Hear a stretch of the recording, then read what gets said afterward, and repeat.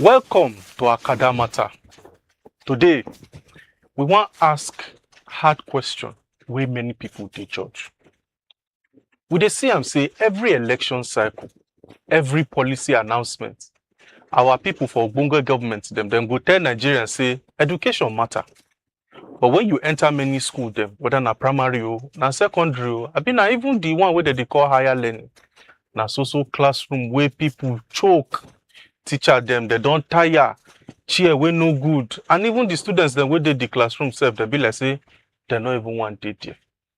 Recently, federal government come talk say dem don remove the UTME requirements for College of Education and some program for national diploma dem. Dem say na to make sure say many people go fit enter this program dem and dem go use am take solve teachers shortage. But make we ask ourselves true. If e be say the way wey we dey today now, we say teaching don already lose the one wey Igbo dey call am prestige. We say the welfare for our teachers dem e poor. We say salary dem e delay, and we say the classroom dem e choke, and the quality don fail finish. Na to come enter the school easy na im go be the solution, or the thing go just be another way to even put the standard wey we talk say e don low, put am for inside ground. And government, we say government dey launch big platform dem like EduTrace and NERD for transparency and accountability. Today, the discussion dem wey we wan do na very hard discussion. My name na Abubakar Siddiq Jafar. If we come back, I go tell una who go follow us talk this matter and the kind talk wey we wan talk. Make una dey with us until we come back.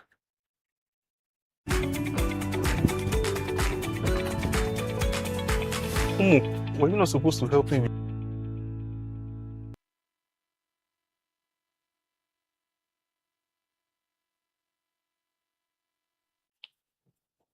I get one ogbonge oga for house. His name na Oga Femi Aderibigbe. Na educator, na policy analyst, and na public commentator. Oga Femi, good afternoon. How you dey? Good afternoon, Abubakar. This looks like a setup for me. I don't know this program is in Pidgin, but you'll permit me to mix it as my ability can carry. Yeah. Thank you very much. I'm doing good. No problem, Oga Femi. I go dey follow us talk for our language then when we fit hear. You go dey follow us talk for the big grammar wey you sabi speak. As if you say na our oga, na you be. So make we start from the one wey everybody dey know. On the 11th of May, federal government dem talk say to enter College of Education and to enter non-technology and non-agriculture program dem, say they don comot the UTME requirement. Say na the candidates dem, they go just register for JAMB and for CAPS. Then if they don't make the requirement to get the 4 credits wey they need, they go just proceed to get admission for this course dem. So now my question be say, this thing wey dem do now, e go expand access to the teacher education, abi e go make sure say the standard wey we talk say don already dey fall, say the learning outcome dem dey fall. We dey expand opportunity, abi we dey normalize mediocrity? Yeah, thank you very much, Abubakar, and thank you for inviting me to this program. I want to say good afternoon to Nigerians everywhere that we are being watched from. This is a very hard discussion, like you mentioned, but I mean, I'll try to pull a bit of my experiences into this conversation. So, regarding your question, I mean, is this policy funding or policy, or we're just normalizing mediocrity? I think funny but both can be true at the same time. But that's exactly is the problem. So because access without quality is not opportunity. So what essentially we are doing is to create a long queue that is going to lead us to the same broken destination, the same poor outcome. So if you look at the UBEC 2022-2023 National Personnel Audit, it says that Nigeria has teacher deficit of about nine on I mean one 195,000 at the primary school level alone. So, and recently I was listening to the executive secretary of the commission in charge of colleges of education, that is Angela. So she also confirmed it, and that's in April 2026 this year. Confirmed this gap, and it says that this gap continued to widen due to the declining enrollment of teachers in training institutions. So separately, also in 2022, federal government and World Bank and UNESCO in the analysis of the education sector, they found out that 20% of teachers in public basic education do not hold a minimum of NCE certificates. So the question here would then be that the amount of students that are finishing from colleges of education, where are they going to? So that means that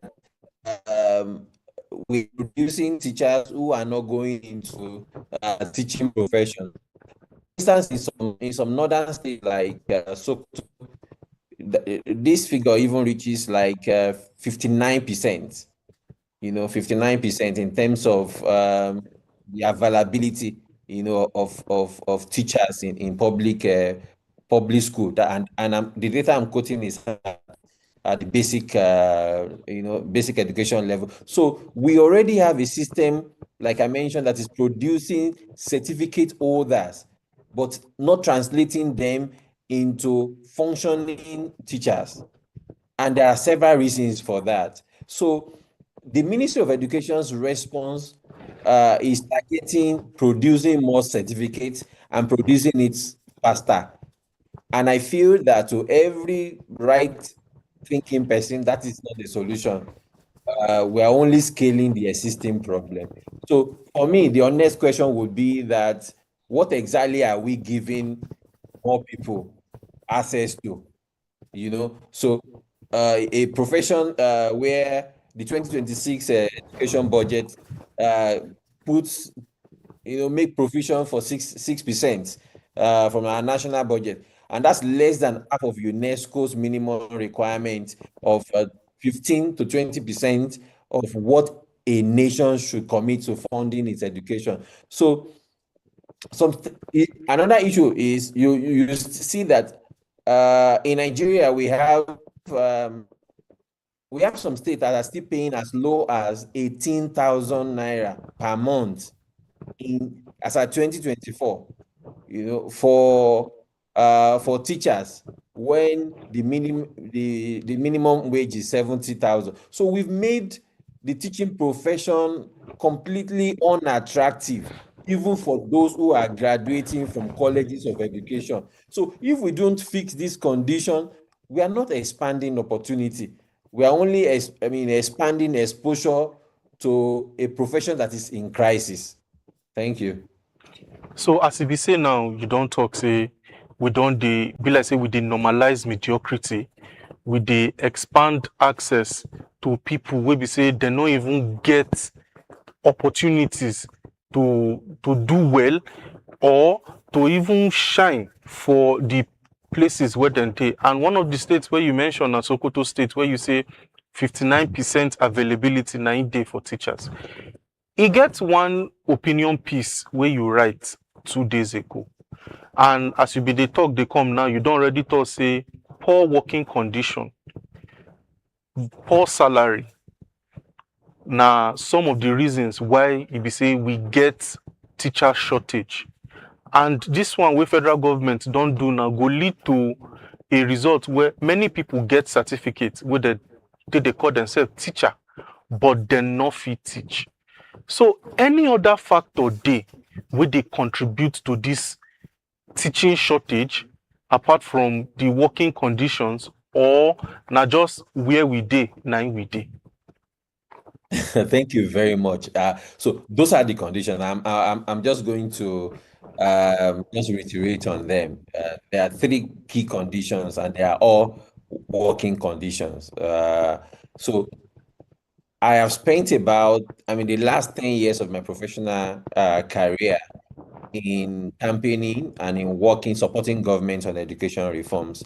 And in this bit, I have worked with civil societies, I've worked with state governments, I've worked with the national government also, and I've worked with teachers. I have visited locations and rural communities, predominantly in northern Nigeria. I've gone as far as Magumeri, Gubbio in Maiduguri. I have and also in southern parts of Nigeria. In all these states where I have visited and I have interacted with teachers, the story education from teachers, the stories from education stakeholders has been very consistent. Nobody ever said that, oh, I am not teaching, or I finished, I am really interested in teaching. But I could not teach because, or I did not go into teaching profession because UTME was too hard for me. So that's why I left the teaching profession. No.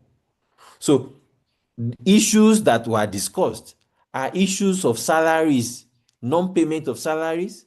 We've had experiences of states, and we've seen situations of states where salaries do not arrive in 3 months, 4 months, 6 months.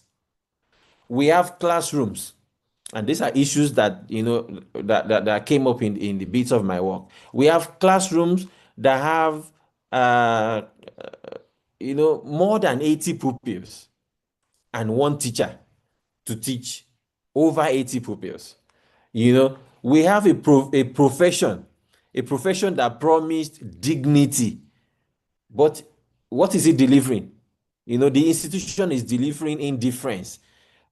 I grew up in this country where the teaching profession was noble, but over years, it has become something else. So you don't see the best of our brains thinking and say, I want to go into teaching. No. So these are the challenge, and these are documented even in researches. Recently I was reading the Atenas Center for Policy and Leadership's 2025 report, and it was drawing on TRCNs and UBEC data. It says that they found attrition is driven by low pay, limited professional development. In fact, there are teachers who in the last 10 years of their career have never been exposed to professional development in training, capacity building, programs.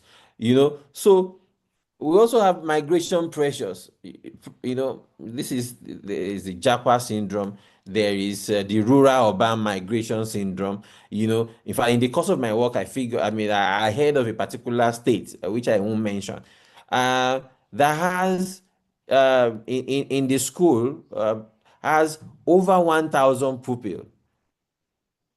All through that school, there is no single teacher. In fact, they have one teacher, and that teacher cannot teach in English.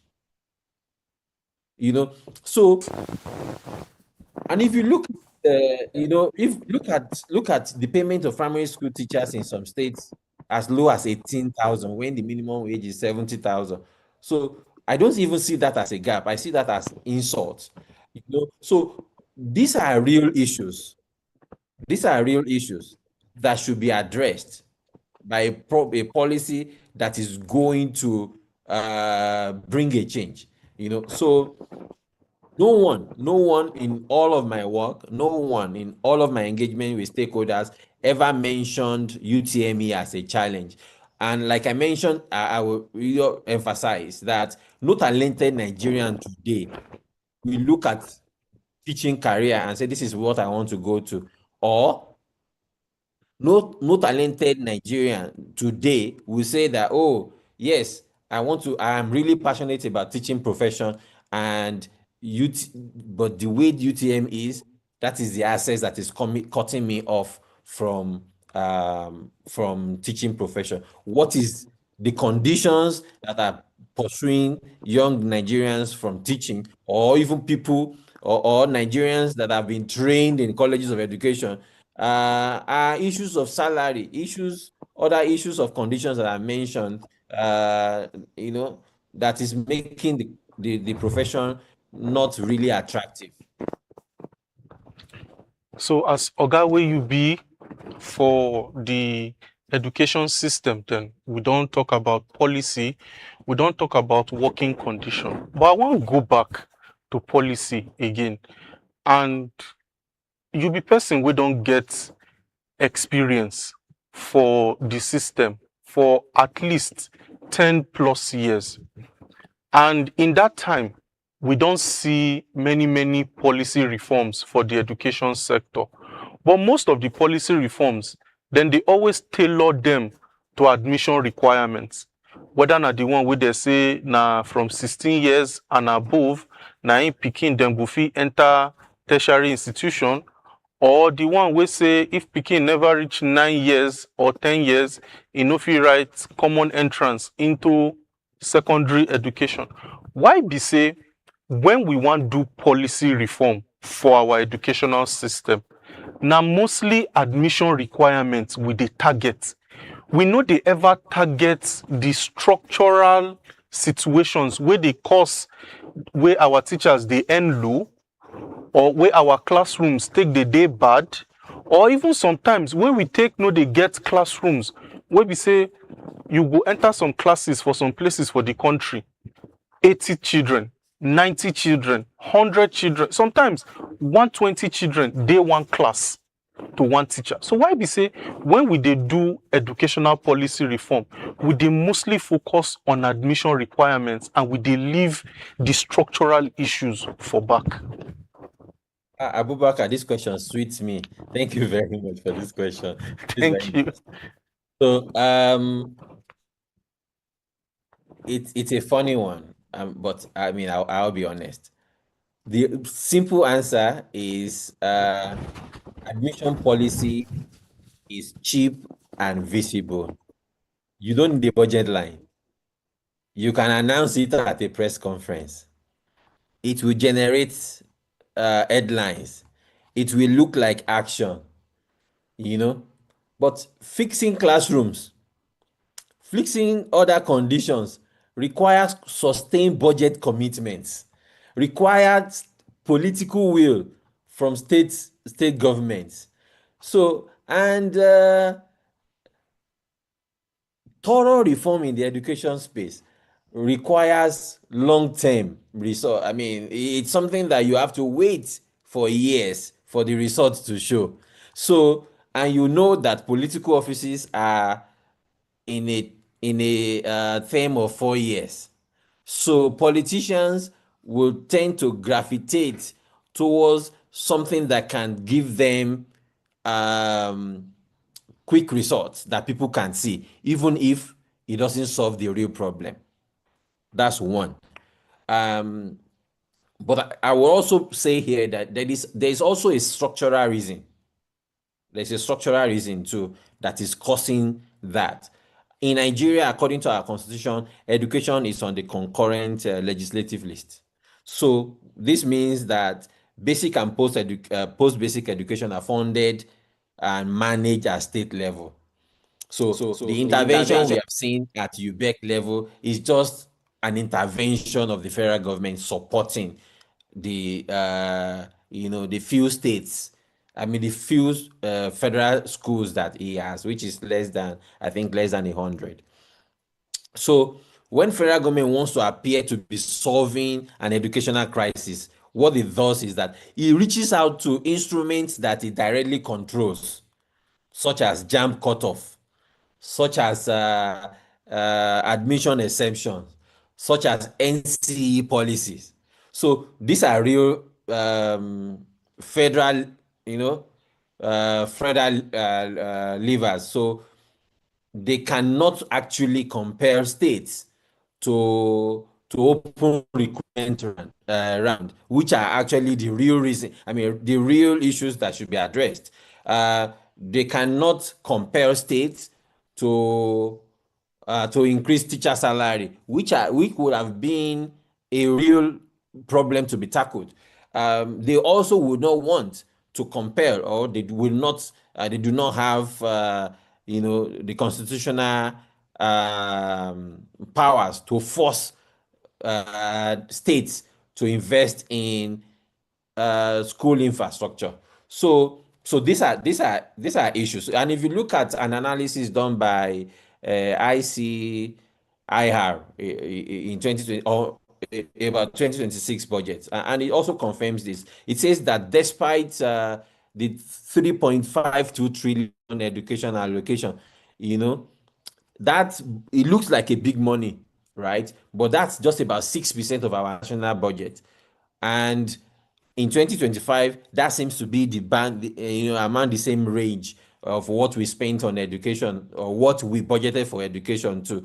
But the international standard, according to UNESCO, which is the framework that is being used across the world, is that a country that means well for human capital development in its country should invest between 15 and 20% of its budget on education. And Nigeria is signatory to such, to that framework. So, for instance, in 2024, states only spent about 67 of their budgeted funds, budgeted education funds.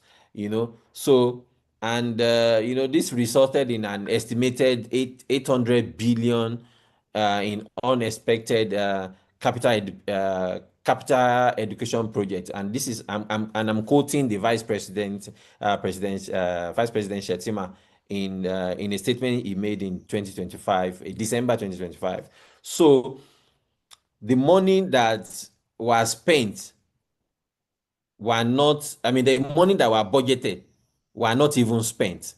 And this issue is not unique to this administration. It has always been a structural pattern, and it will serve across government.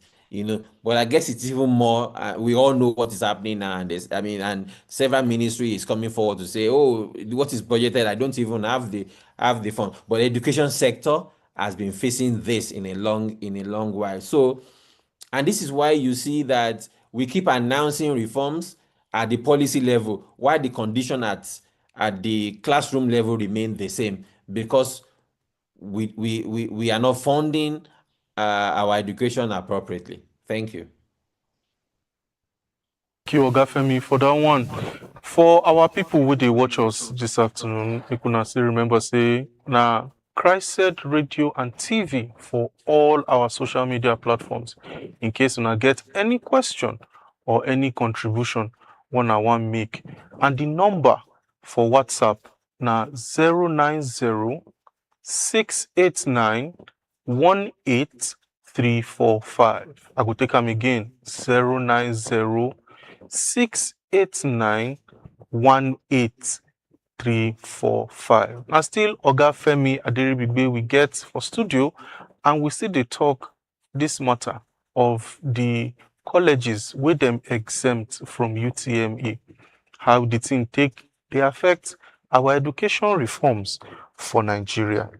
Now, Oga Femi, we don't talk many matters. We don't talk the removal of the UTME barriers. We don't talk the working conditions for teachers. We don't even talk why we start our reform them from the one where people they see and we they ignore structural things. And you don't talk many things. I mean, you don't talk about the UNESCO mandatory budgeting. You don't talk about how states know to they spend from their education budget money. And you don't even talk about how for our 2026 budget, Nigeria budgets 6% for education, where we say we suppose the budget at least between 15 to 20%. Other ones still contribute, put us for all this kasala where we did. Now, you get one question where I want to ask, and if you say, na Nigeria we did, and the constitution say we get 36 federating units, a federal capital territory, where they co-equal to certain aspects for governance for the country. But many times when we always talk about reforms, and this one not be only for education, whether na health or whether na rural infrastructure, urban infrastructure, transportation, judiciary, everything. Many people they always look up to Abuja as if Abuja never talk, the states no go move. Now we want narrow them down back to education now. You see, this issue now of the tertiary education, we get teacher, we no get teacher. Where we say now Abuja they lead the reforms, but eventually now the states, now them go use many of these resources. It's supposed to be say now Abuja supposed they lead these reforms, and be now the states themselves supposed carry this matter for head. Bearing in mind, say the teaching practice eventually for basic and post-basic education, now them they in charge of the infrastructure, the employment, and every other thing we concern basic and post-basic education for their territories. All right, thank you very much. So it's a shared responsibility according to our constitution. So the federal government has its responsibility, the state government has its the state governments across all our states and the federal capital territory have their responsibility too.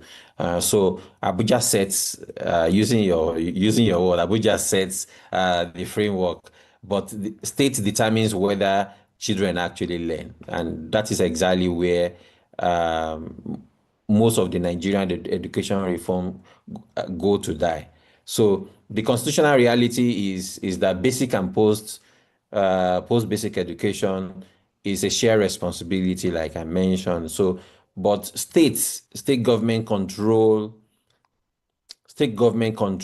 a bulk of the education expenditure, teacher payroll, school infrastructure, recruitment. I mentioned ICIR analysis, before, and they said that in 2025, according to their research report, that 17 states met or exceeded the UNESCO 15% benchmark, for education spending.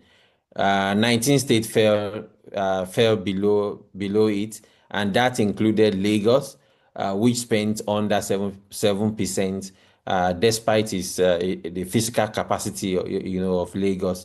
So these are the state level political choices which are not from the federal government. So those failures are not from the federal government. I also referenced the statement from the vice president last December, and it clearly acknowledged something. It says that states manage the bulk of public schools, which is truth. States manage, our states manage recruitment, and it is also the responsibility of our state to train teachers. So it's also the responsibility of the state to implement curriculum reform. So, but yet, as at May 11, the policy announcement did not come packaged with a state level compact, a state level agreement. So when you know that state has this level of control and influence on the outcome, I expect that such pronouncement should have been with some level of implementation protocol with state, or should have communicated also to show that this has been well thought through. Implementation protocol, no implementation protocol with states, with any of the states was mentioned, or even attaching a mere funding condition to UBEC matching grants, that the federal government gives as intervention to states, just as a way of compelling the states to fund education. Let me give an example of Finland. So, and how Finland resolved, their teacher shortage problem. They didn't do it by lowering the bar. They didn't do it by, reducing, reducing the quality or the competence of those who can come into the teaching profession. But what did they do? So they did their own reform by making teaching professionally and financially competitive, so as to drive the interest, of young people to go for teaching. So, and that achieved outcomes. It achieved outcomes, because it's a coherent, policy across, across all tiers of government. So the lesson is not that federal leadership is wrong. The lesson here is that the federal policy without state implementation is incomplete by design. So the minister can speak in Abuja. The child learns or fails to learn in our communities. So if those two realities are not connected by accountability structures, the announcement does not become policy. It's just an empty announcement. Thank you. On this short break, when we come back, we go start from where Oga Femi been end, accountability structures. For now, when they watch us for house, make una remember say we still dey discuss the colleges of education them with them exempt from UTME and other factors for Nigeria education reform. No go anywhere.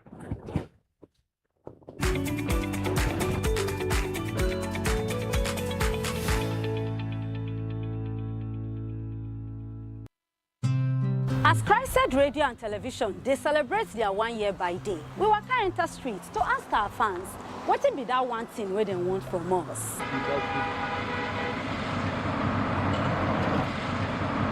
Good afternoon, sweet sister. How you doing now? Fine, ma. Welcome. So, Christed Radio and Television, they celebrate 1 year by day. And when they ask our fans, what be that one thing where they want from us? Simple.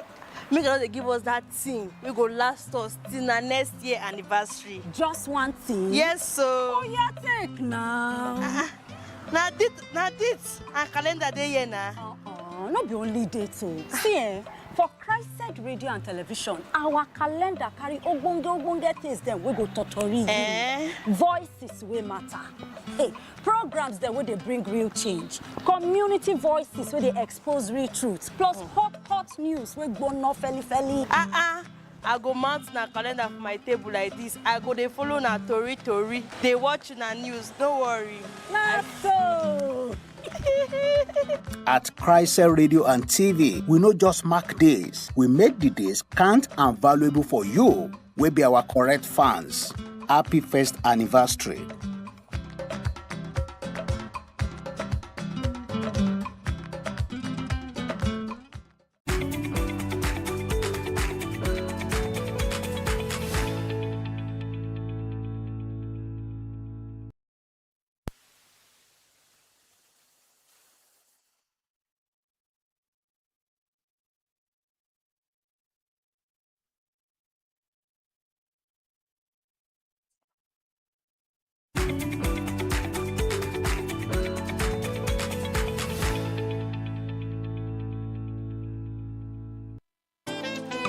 Yo, my Naija people. Now on a babe Fali Tiger be this.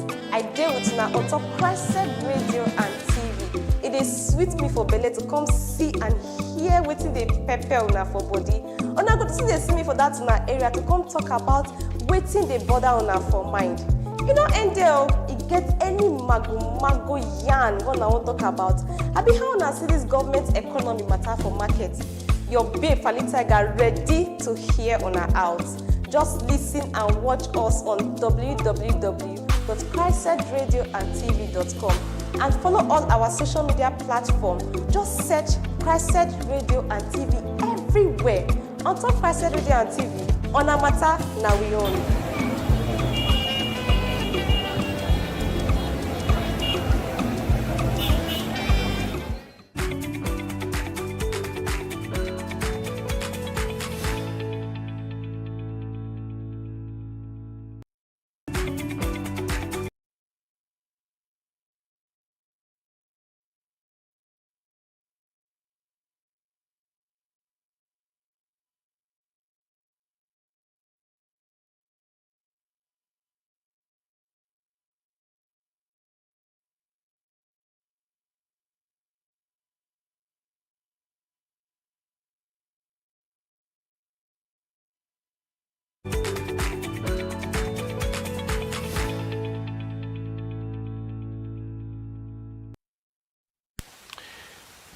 We are sorry for that breaking transmission. And you know, say we did discuss the Nigeria education matter.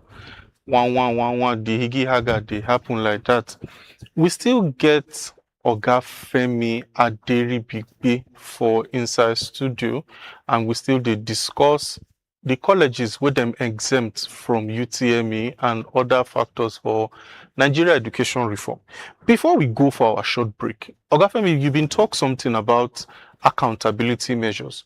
So I want to put you for sports. Which one dey more dangerous for Nigeria future? Say we no get enough teachers, or say we get plenty teachers, but the teachers they not get proper training. Oh, okay. So you really put me for for sports indeed. So and I'll tell you that both are dangerous, but both of them cause different types of harm, different types of danger, you know. So and they are not equivalent, they are not the same in how visible the damage is. So one, I would say that the damage caused by shortage is visible. Parents would see empty classrooms, or a school with one teacher for 6 classes, like I mentioned earlier. Parents can protest, they can write petitions, they can demand, you know. So that accountability is at least possible.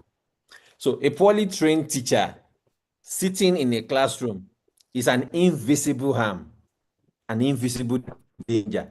So the register is marked, the school is technically functional, but learning is not happening there. I mean, like we have, and you've had UNESCO across some years now saying what we have is learning poverty.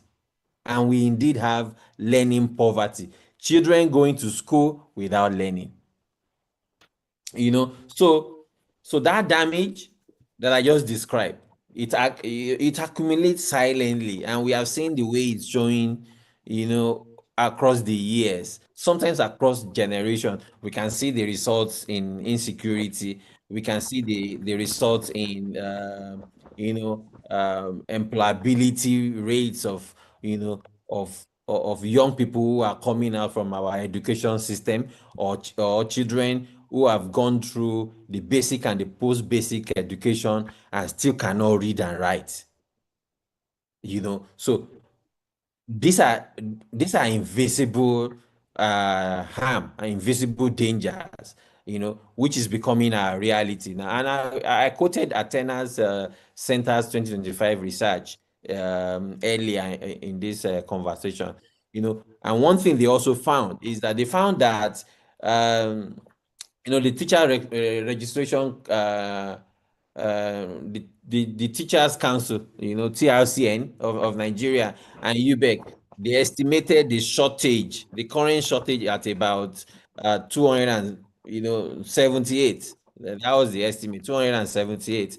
You know, personnel audits mentioned 195,000. So they estimated about 278,000 teachers at basic education level alone.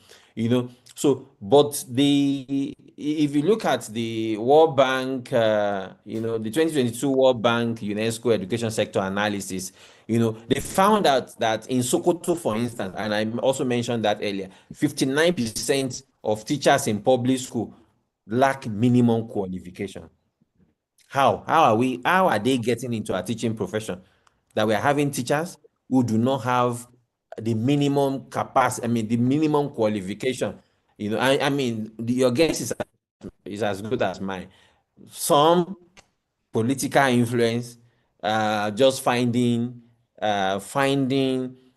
job opportunity for political loyalists, So, and our education system should not be what we play. We used to play this kind of game. So, if we have a system where we simultaneously do not have enough teachers, we do not have enough teachers, and a significant share of those teachers do also not have adequate training. They are not adequately trained. So this is not an either-or problem. It is both problems at once. So there is also a third dimension that I would like to talk about. Nigerians are not discussing. We are not discussing, the signal that this sends to the profession.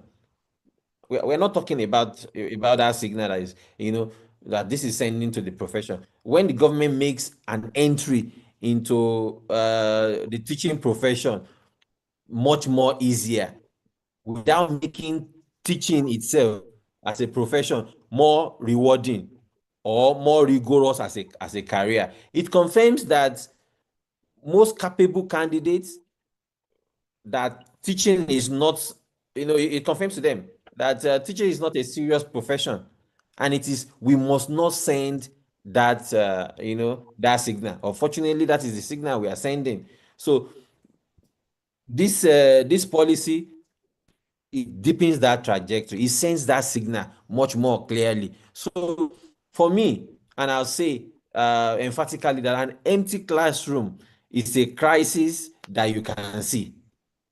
But a classroom full of under-trained teachers is a crisis that we can only discover when it is too late. And we must be very careful. And that's why the government needs to act or work with the state government to act right now. One na crisis where we fit see, the other one na crisis where we no fit see, but both of them na still crisis. Still on accountability. Now I want to ask you, as person we don't dey for the sector, we don't dey well traveled, we don't see the reality of teachers for both the northern, the southern, the western, and the eastern part of the country. How serious teacher reform package could look like if government decides, say, today they want to attract, they want to retain the best minds for the country for this particular profession?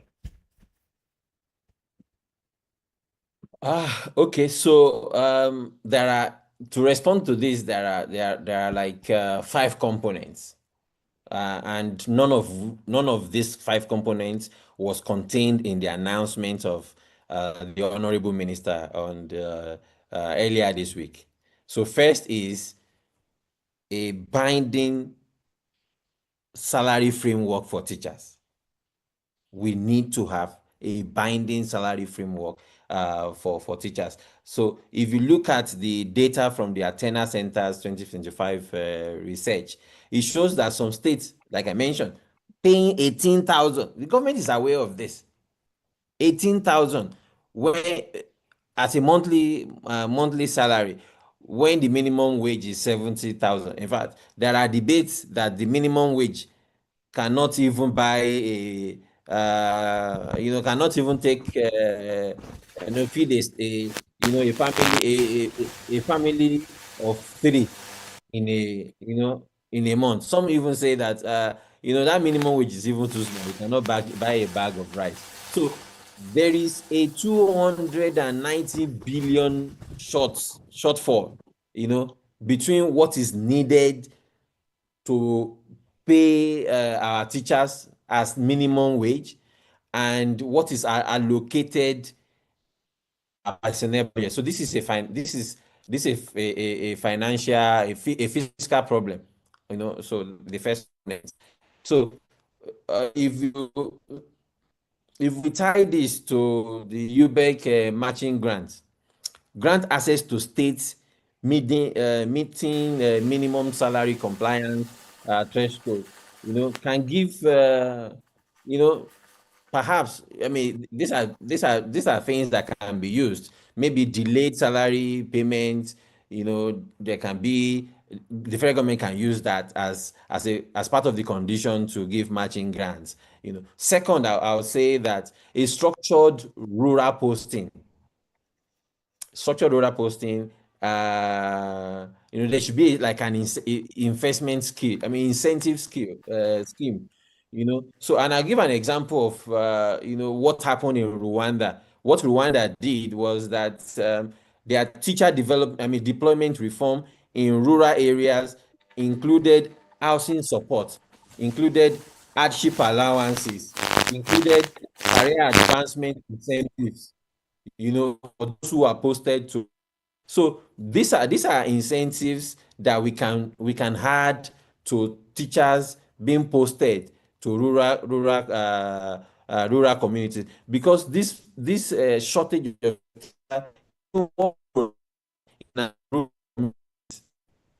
today, you will go to school in rural community, and I gave a mention of it as only one teacher.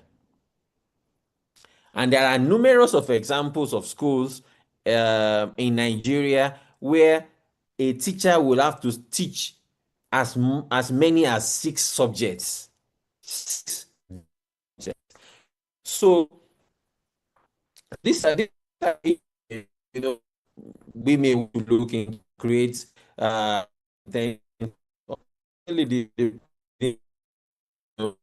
providing this kind of real solutions to the problem, because like we say in Nigerian parlance, talk is cheap, so they prefer to do talk and leave the real problem. They prefer to just make pronouncements and leave the real problem. They prefer to create a structured engagement with states and solve the real problems, but they prefer, they chose not to do that.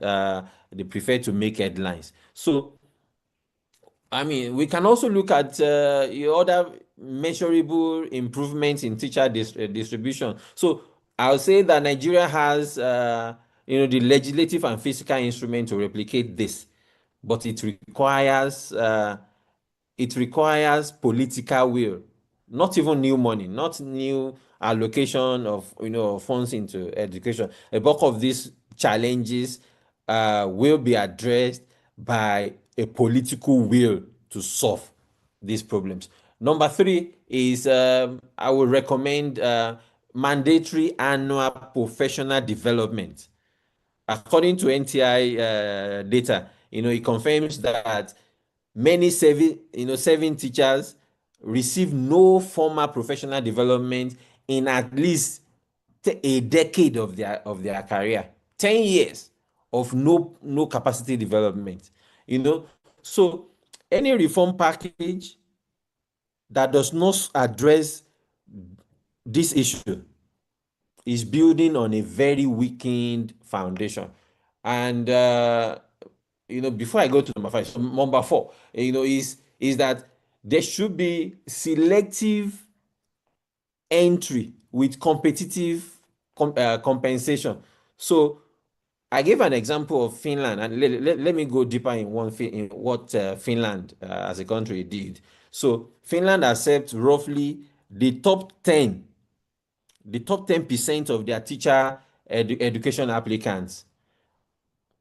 So according to Education's Corner data, they said that because teaching is a competitive and respected career, so we can set this. So and we can follow the example. We can follow the example of Finland in using selective selective admission. So Nigeria's NCE colleges, by contrast, they use the lowest of the cutoff. They use the lowest of the cutoff in the tertiary education system. So we only have those who could not gain admission to their other choices, universities and polytechnics. So they found nowhere else to go. So families just say, okay, so just go manage this one, manage this College of Education for now, manage it. So, but we see countries who are achieving more, picking the top 10% of their applicants who are applying to go into teaching profession. So, and finally on this, I would say that we need to have a transparent state recruitment agreement between federal government and state government. Recruitment of teachers should not be a loyalty reward to to people. So we can also tie that to federal funding so that we can drive compliance from states, so that we can get commitment from from state to regular recruitment cycle. There are several states in Nigeria that has never recruited a single teacher in the last 5 years. In the last 5 years, no single teacher recruitment. And in these last 5 years, we are producing thousands of young people as teachers from NCE, colleges of education. So we're producing them, but there is no recruitment for them. So, so countries that solve, I will just round off by saying that countries that solve teacher shortages, they don't do it by lowering the bar. They don't. They did it by making teaching worth clearing the bar for. They raise the standard. They make it enviable. They make it competitive. And Nigeria should follow suit too. Thank you very much, Femi Aderibigbe, for joining us for today's conversation. I mean, we don't they talk now. Clock don't almost reach 1 hour. For all of the talk we don't talk today now, the key summary now, not be just to make access easier into our colleges of education and national diploma for agricultural and non-technical courses, as the minister them be announced. All of these things go only be useful if we also improve recruitment, we improve welfare, we improve training, and we improve retention. Thank you very much, Oga Femi Aderibigbe, for joining us and adding what our people they call deep matter to the very important conversation where we they get. And as we want close today matter, so one thing they very clear, well, education reform no be about many talk, not be to change admission criteria.